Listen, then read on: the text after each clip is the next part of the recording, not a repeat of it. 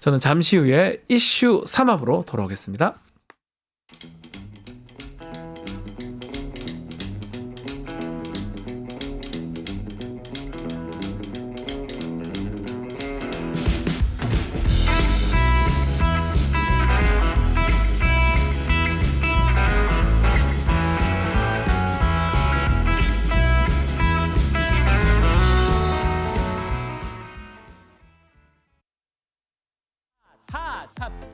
증권 통탄.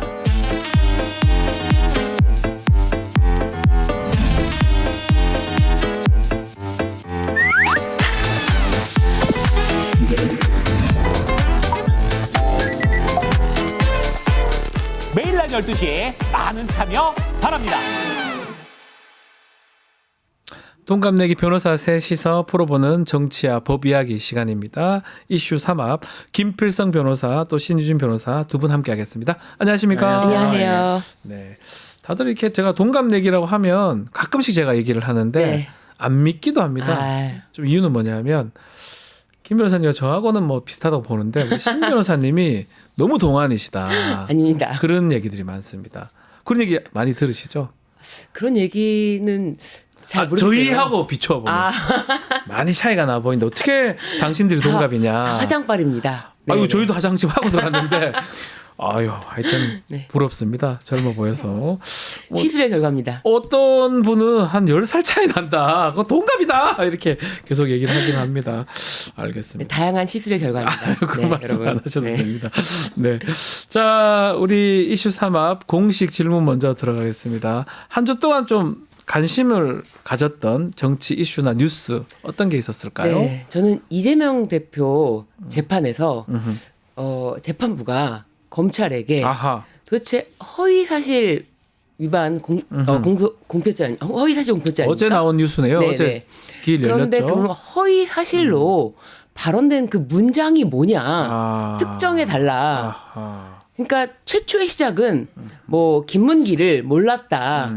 그 발언에서 시작된 건데 뭐 김문기를 몰랐다라는 것 어떻게 사람의 인식을 갖고 처벌하느냐 이제 네. 그런 얘기가 나오니까 검찰이 교유행위라는 거를 끌고 나와서 행위로 처벌해달라라고 했는데 그렇다면 도대체 어떤 문장이 허위 사실에 대한 발언이냐 검찰의 해석에 대한 것이 아니냐 뭐 쭉 발언을 늘어놨는데 다 늘어놓을 수는 있다. 그러면 이 중에서 도대체 허위 발언이 뭔지 그거를 좀 특정해달라라고 했는데 검찰이 반발을 하면서 네. 그 다 들어있다. 그 안에 다 들어있는 말이다라고 했는데 그러니까 다 쓰는 건 좋은데 그 중에서 허위 발언이 뭔지 문장으로 특정하지 않았지 않냐. 그 부분을 좀 명확해달라라고 했는데 더 큰 거는 네. 밑줄 꺼달라 했어요. 그렇습니다. 허위라고 생각되는 네. 부분, 네. 공소장에 썼던 부분 밑줄을 그어서 달라라고 네. 재판부에서 그런 얘기를 했습니다. 그러니까요. 그러니까 이 1심 재판부의 판단도 네. 내가 보기에 이렇다면은 뭐 김문기를 알았다 몰랐다 이거 자체는 뭐 그래 무죄 그렇지만 김문기를 몰랐다라는 것을 보니 뭐 김문기랑 가서 뭐 해외 가서 골프를 친 적이 없다 이런 취지로 해석이 되는데 이렇게 들릴 수 있다 일반인들에게 그렇다면 이건 허위 발언이다. 허위 발언이다. 라고 했고 그렇게 논리 전개한 거죠. 예, 그러니까 이걸 해석하면 안 되지 않습니까? 어떤 사실에 관한 어떤 발언이 정확하게 문제가 되는지를 밝혀라라는 것이고요. 그리고 백현동 관련해서도 도대체 이게 공소장에 기재된 거랑 판결문에 기재된 판결 사실이랑 좀 다른데 이 부분에 대해서도 좀 명확히 해달라. 이렇게 재판부가 요구를 했다. 이게 26일 날 변론이 하나 더 있고 그날 네. 종결할 것 같아요. 네. 빨리 진행돼서 뭐 국민의힘에서는 뭐 신이 나 있던데 우리 지금 신준 변호사 말씀처럼이라면 신날 이유가 별로 없어 보이는 상황이네요. 지금 재판부가 조금 1심하고는 달리 보는 듯한 뭐 느낌이 드네요. 그게 이제 제가 알고 있기로는요. 지금 저기 말씀하신 그 내용들이 1심에서 변호인들이 주장했던 내용들. 그렇죠. 그대로 지금 저도 그렇게 알고 있습니다. 예, 주장했던 내용인데 거기에 대해서 1심 재판부가 판단을 하지 않았던 부분. 제대로 판단하지 않고 그냥 이렇게 부분이잖아요. 임상으로 갔던 거거든요. 예, 했던 건데. 느낌으로 갔던 거. 예, 근데 뭐 아시겠지만 특히 이제 허위 발언 또는 뭐 명예훼손, 네. 뭐 모욕 이런 것들이 문제되는 경우에는 말 그대로 말씀하신 밑줄 그어서 내거든요. 네, 어느 그렇죠. 부분이 당연히 그렇게 해야 허위다라는 걸 특정해서 내는 게 그렇게 해야 돼요. 예, 예. 공소장 쓸 때부터 기본입니다. 그래서 사실 이제 공소장이나 이런 데서 어느 부분이 그 허위 발언인지 특정하지 않았으면 공소장 자체에 문제가 있었던 거고 그걸 지적을 했던 건데 그거를 이제 2심에 가서 지금 그러니까 2심에 지금 재판부가 뭐 그 이야기를 하는 것이 뭐 2심 재판부가 이상하다 이게 아니고 네. 원래 실무가 그렇게 됐던 건데 일부 1심에서 그게 안 됐던 거예요. 그러니까 그걸 지금 짚어달라고 얘기하는 것 같습니다. 어떻게 달리 좀 판단될 여지가 있어 보입니까? 어떻게 보십니까? 최소한 예. 1심 재판부의 그 판단 자체가 그 판결문을 봤을 때 납득할 수 없었던 저도 부분이었거든요. 그렇습니다. 예. 도저히 납득할 수 없는 부분인데 이것을 과연 어떻게 2심 재판부가 그렇게 뭐 속전속결로 풀어갈 것이냐라고 의문이 들었었는데 최소한 이 부분에 대해서는 명확히 해달라라고 했으니 그러면 검찰이 정확하게 문장으로 한번 구사를 해서 지적한 발언 자체만으로 판단을 받아보는 것. 저는 이것만으로도 의미가 있다. 도대체 무슨 뭐 어디 가서 10원 한 장 누구에게 손해를 끼친 적이 없다 이런 발언을 했습니까? 아니면 뭐 구약을 다 외운다 이런 발언을 했습니까? 그거는 구약을 줄 거면 돼요. 허위 발언. 10원짜리 받은 적 그거는 허위잖아요. 네. 아유 허위잖아 네. 허위잖아요. 사실은. 그렇잖아요. 근데 여기는 전체적으로 다 허위라는데 어디가 정확하게 허위냐. 자 그리고 마지막 변론길에 정준희 교수가 증인으로 채택이 됐더라고요. 정준희 교수는 일단 네. 이 자체에 대해서 이제 어떻게 보면 이재명 대표 측에서 양형 증인으로 이거는 만약에 재판부가 뭐 다 사실관계에서 어떻게 판단하든지 간에 네. 판단하더라도 이 양형에 대해서는 부당하다. 그러니까 이 양형을 다시 한번 고려해달라라는 양형 증인으로 일단 신청을 했는데 그걸 받아들여서 양형 증인으로 이제 채택이 된 겁니다. 100만 원 밑으로 나오면 이제 사실 선거하고 상관이 없으니까 아마 그런 의미가 있지 않을까 생각이 듭니다. 좀 지켜보기로 하고요. 우리 김필성 변호사님이 좀 주목했던 뉴스라든지 이슈 어떤 게 있었을까요? 뭐 이번에 네. 최근에 이제 주목 재밌다고 표현하기 좀 그렇긴 한데 네. 어쨌든 이 납득하지 않는 그런 뉴스가 워낙 많아서요. 근데 그 중에 이제 가장 눈에 들어왔던 게 그냥 저기 뉴스 제목을 읽겠습니다. 네. 윤석열 연설 때 야당 박수 한 번 안 치더라. 계엄 이후 강변. 예. 그러니까 이제 윤석열 대통령이 그 지난 화요일 날 재판을 하는데 오전 재판 끝날 때쯤에 네. 한마디 하게 해달라라고 해서 마이크를 요청을 했다는 거예요. 발언 기회를. 뭐 지금 어느 검사장께서 발언 기회도 안 주고 뭐 이런 말씀 하시다니 발언 기회 좋습니다. 네, 줬어요. 예, 네. 줬는데 발언 기회 받아가지고 했던 얘기가 내가 이제 그러니까 대통령이 국회 연설을 하면 박수도 안 치고 얼굴도 돌리고 악수도 안 하고 나는 같이 야당 의원들과 같이 미국 순방할 때도 데려가려고 하고 밥 이제 차도 한잔 마시려고 하고 나름 나는 노력을 했는데 저 사람들은 나한테 박수도 안 치더라. 박수 한 번 안 치더라. 야박하네요. 네, 야박하네요. 그래서 내가 계엄을 했다라는 취지로 얘기를 해서 하셨습니다. 맞아요. 얘기는 좀 긴데. 네.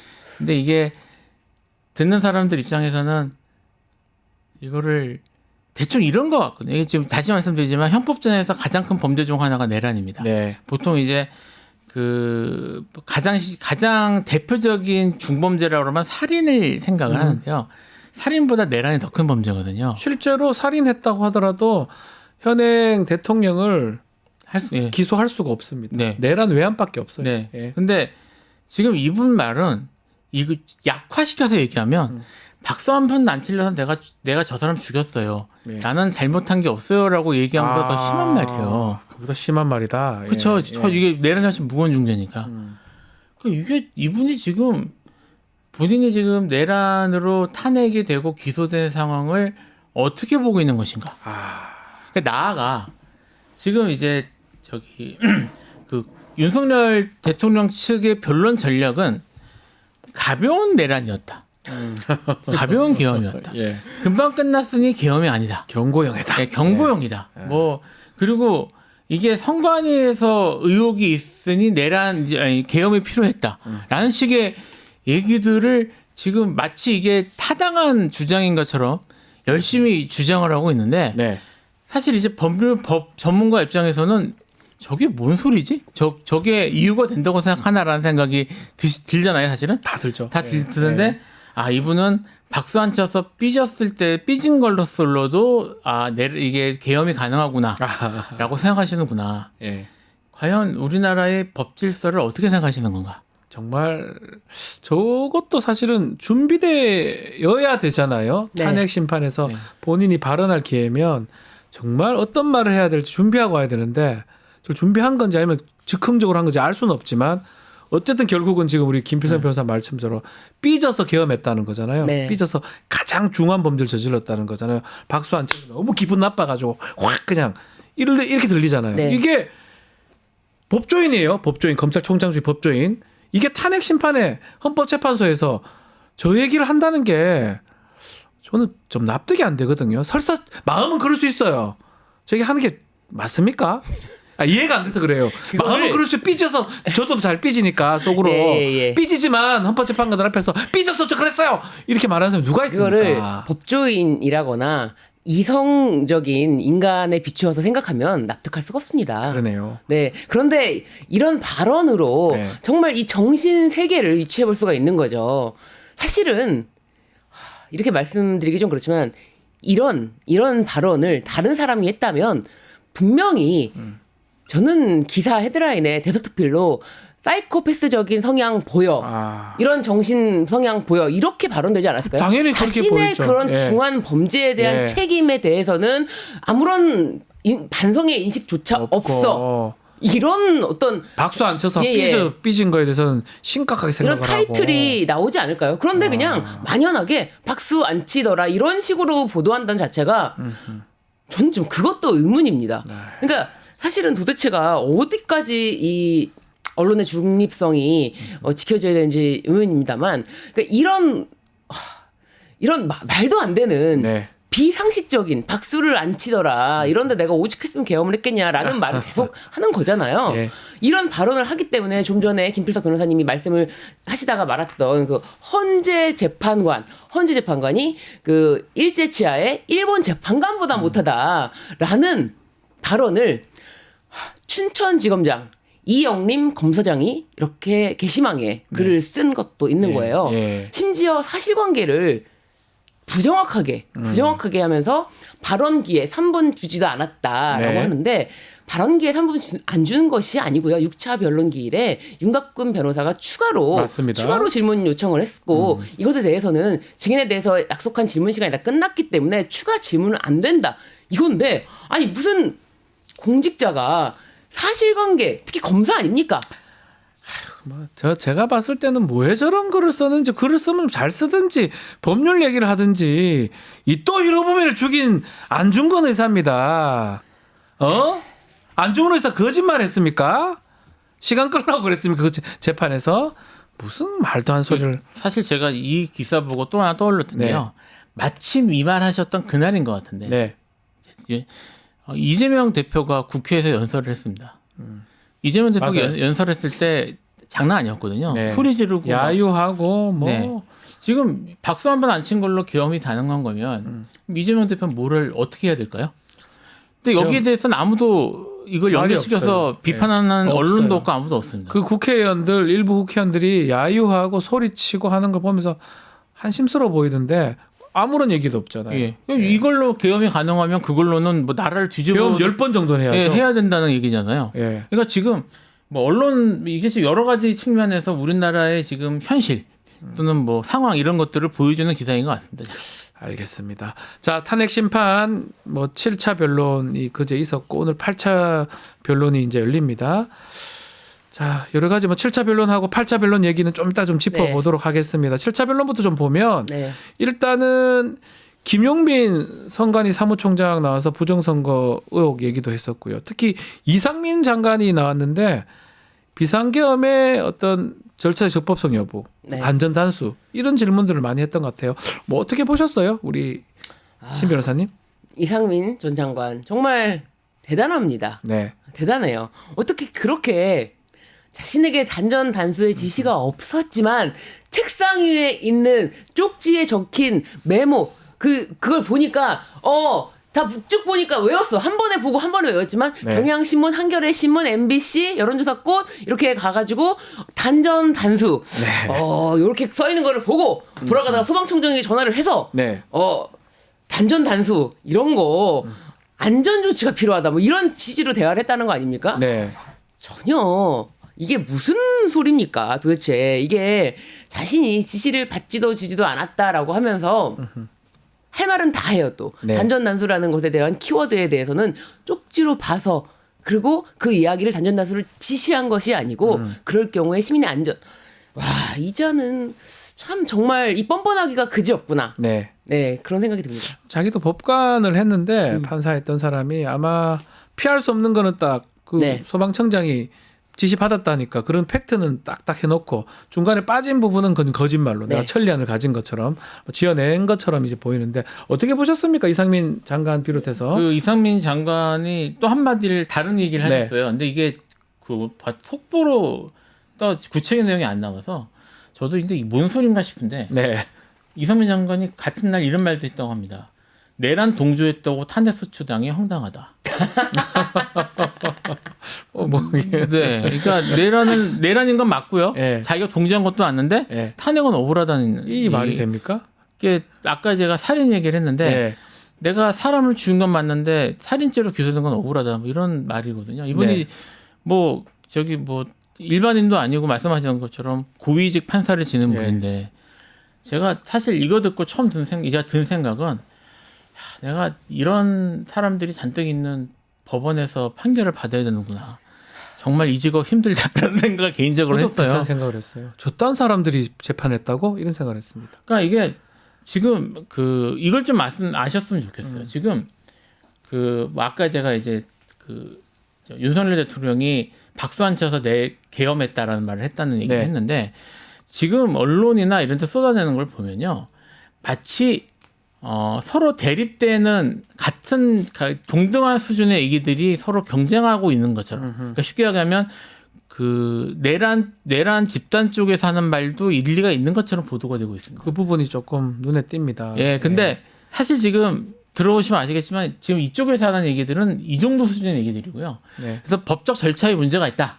또는 뭐 법적으로 문제가 있다라고 얘기하는 것도 비슷한 수준의 얘기입니다. 그러니까 이게 사실은 그 보도되면서 언론에서 걸러줘야 되거든요. 네. 비판을 하고 이게 비판할 건 하고 왜냐면 이게 무슨 뭐 이 A도 맞을 수 있고 B도 맞을 수 있고 이런 케이스가 아니에요. 아니죠. 그러니까 이런 것들은 좀 제대로 걸러줬으면 좋겠는데 지금 보도 계속 그렇게 되고 있고 그런 것들이 지금 이제 극우 집단이 점점 더 과격화되고 있잖아요.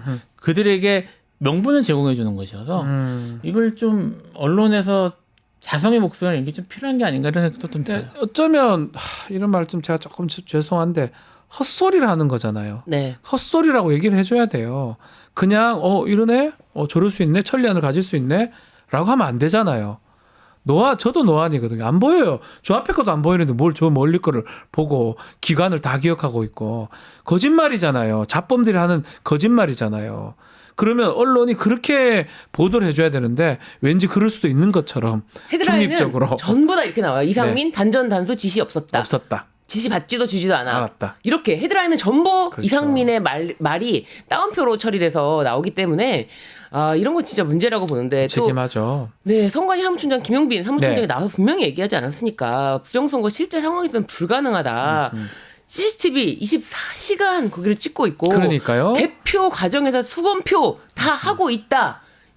100번 얘기해도 듣지 않습니다. 듣지 않아요.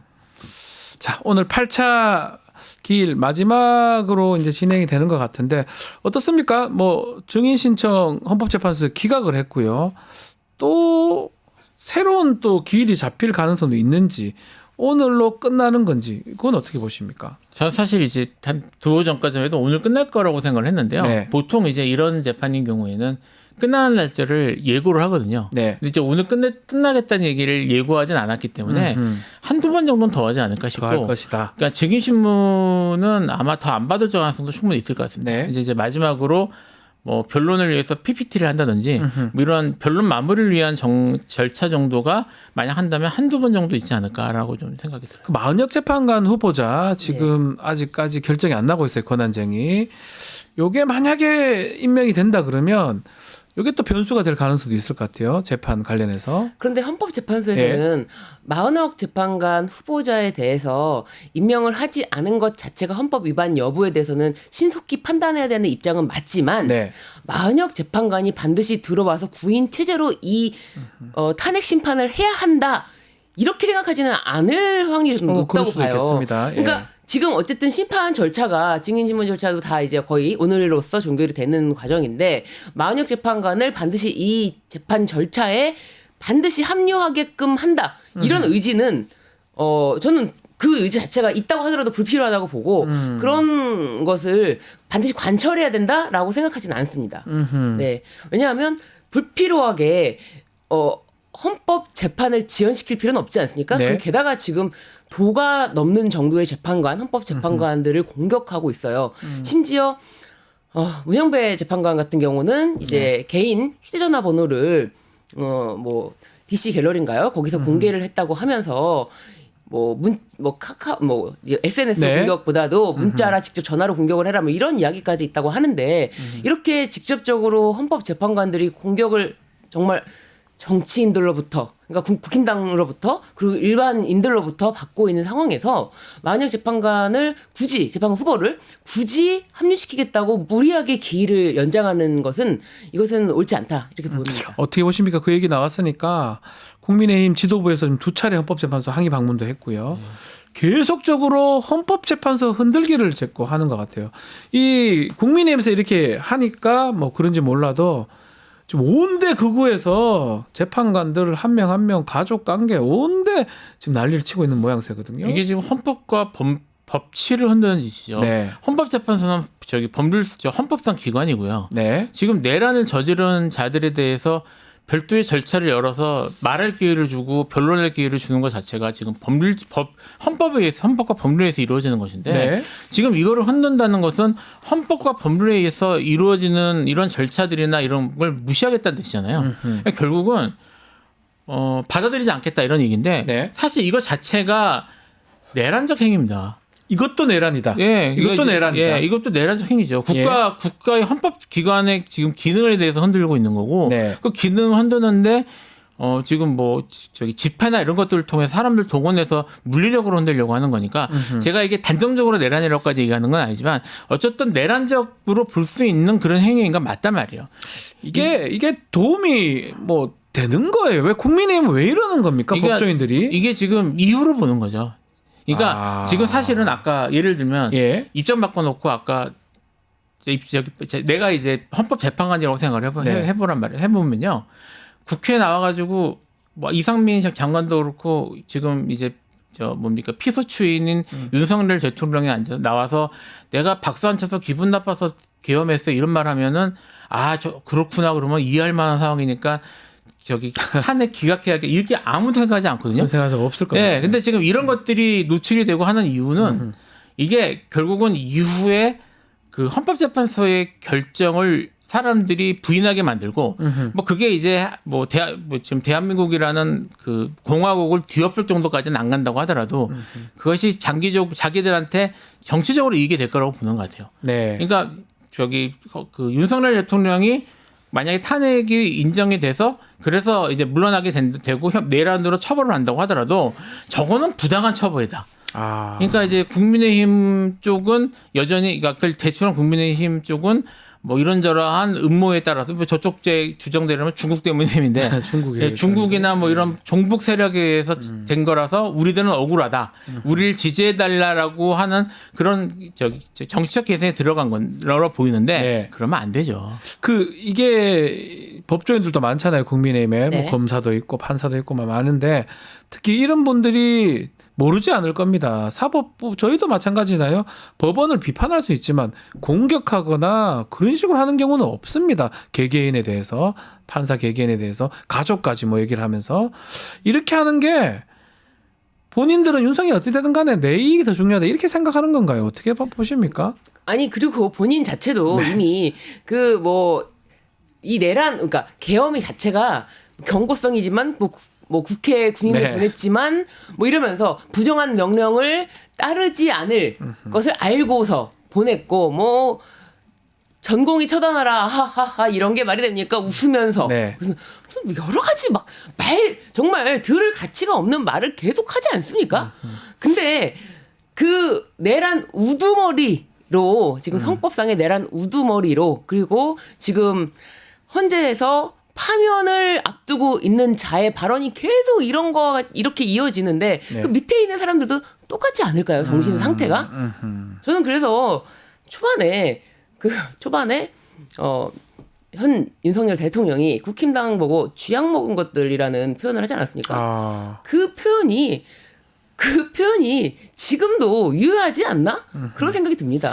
충신이 만약 있다면 이렇게 끌고 가는 게 윤석열한테 최악으로 지금 끌고 가는 모양새인데 좀 그런 거를 참 모르는지 또 자신들의 정치적 이익 때문에 또 이러는 건지 좀 여러 생각이 듭니다. 그래놓고 조기 대선이 올 거로 보여가지고 또 그 활동들은 해요. 탄핵 얘기는 안 하는데 뭐 오세훈 시장 토론회 같은 데는 또 의원들이 대거 참석을 하고 아주 이게 이중적인 모습이거든요. 뭐 홍준표 시장은 예. 지금 측근이 헌법법으로 아마 네네. 입건된 걸로 알고 있는데 사실 지금 조기 대선 분위기에 가장 먼저 반응하고 들떠 있는 거는 국힘 쪽 정치인들이요. 탄핵 안 된다고 하면서 나 대선은 제일 먼저 준비를 해요, 다들 예. 대부분. 그것도 사실 좀 재밌다고 해야 되나요? 네. 좀 아이러니한 모습으로 볼 수 있을 것 같긴 합니다. 예. 자, 마지막으로 명태균 특검법 얘기하고 좀 마무리를 좀 하겠습니다. 명태균 특검법이 지금 법사위 통과를 했고요. 이게 본회의 통과가 될지 또 거부권 행사되면 또 재표결 가능할지 또 명태균 씨가 직접 19일 현안 질의에 나올 수 있을지 어떻게 좀 보고 계십니까? 명태균. 네, 일단 뭐 권성동 원내대표로서는 해볼 테면 해봐라라고 하는데 오히려 이거를 약간 반길 수도 있다. 저는 그렇게 생각이 듭니다. 권성동이 반긴다. 네네, 권성동 원내대표는 어차피 명태균과 자기는 가장 거리가 멀다라고 아하. 생각하면서 뭐 이거를 통해서 몇 명 네. 만약에 탈락이 된다면은 그다음은 내 차례도 있지 않을까? 라는 생각도 있을 것 같아서 사실 국민의힘 내부에서는 굉장히 셈법이 복잡한 그러네요. 복잡한 그러고 보니까. 이게 여기에 대해서 좋아할 수는 없지만 무작정 손 놓고 있기는 안 된다. 내가 다음 준비를 해야 되는데 뭐 이런 생각이 들 것 같아서 굉장히 복잡한 셈법이 있을 것이다. 어떻게 전망하십니까? 명태균 씨가 나와서 또 폭탄 발언도 할지 또 이런 것도 궁금한데요. 할 가능성이 높다고 보고요. 예. 명태균 씨의 캐릭터도 그렇고 네. 이제까지 지금 태도도 보고 봐서 그렇고 나와서 폭탄 발언을 해서 주목받는 것에 만족할 만한 분이라 주목을 받다가 한참 받다가 몇 달 또 못 받았어요. 계엄 때문에. 되게 많이 힘들어하시는 것 네. 같은데 약간 그런 쪽이신 것 같아요. 주목받으려면 나와서 하고 싶은 얘기를 좀 세게 할 것 같고 네. 그런 것들이 여론에 영향을 주겠죠. 네, 여론에 네. 영향 공개 발언인 것이니까 이게 지금 명태균법과 특검법 같은 경우는 말씀하신 것처럼 셈법이 복잡할 가능성이 높고요. 네. 이게 이제 그 또 주요 대선 주자들하고 얽혀 있기 때문에 이 주요 대선 주자들을 공격해서 나에게 기회가 오기를 바라는 계파가 있지 않겠습니까? 그렇죠. 그런 쪽에서는 반길 수도 있는 건데 이게 좀 재밌는 게 지금 우리가 이제 언급하고 있는 주요 이제 국민의힘 대선 주자 가능성 있는 분들은 다 국회 밖에 있어요. 네. 원내에 있습니다. 원내에 있습니다. 다 이제 네. 지자체 뭐 이런 쪽에 계시잖아요. 뭐 그리고 뭐 김문수는 네. 장관이시고. 예, 그래서 국회에서 그 결정하는 것이기 때문에 국회에서 이건 뭐 최성목 지금 권한대행이 이거를 거부권 행사할 가능성은 충분히 있다고 봅니다. 이제까지 별걸 다 거부권 행사했기 때문에 이거는 경우에 따라서는 재의결도 될 수도 있을 것 같습니다. 달리 될 가능성도 있다. 그렇죠. 셈법이 복잡합니다. 복잡합니다. 네, 한번 지켜보기로 하고요. 자, 오늘 이슈 3합은 여기서 마무리해야 될 것 같습니다. 김필성 신 변호사 감사합니다. 네, 감사합니다. 유튜브 구독하고 실시간 채팅과 댓글을 남기시면 매일매일 7,000TTCO를 드립니다. 참여 방법은 통통물 어플을 다운로드하고 회원가입과 로그인을 해주세요. 마이페이지에서 나의 회원 고유 번호를 복사해주세요. 유튜브 구독 후 실시간 채팅이나 댓글창에 고유 번호를 한 번만 입력하면 준비 끝! 지금 유튜브 채팅과 댓글 쓰기 참여하고 7,000TTCO 받아가세요.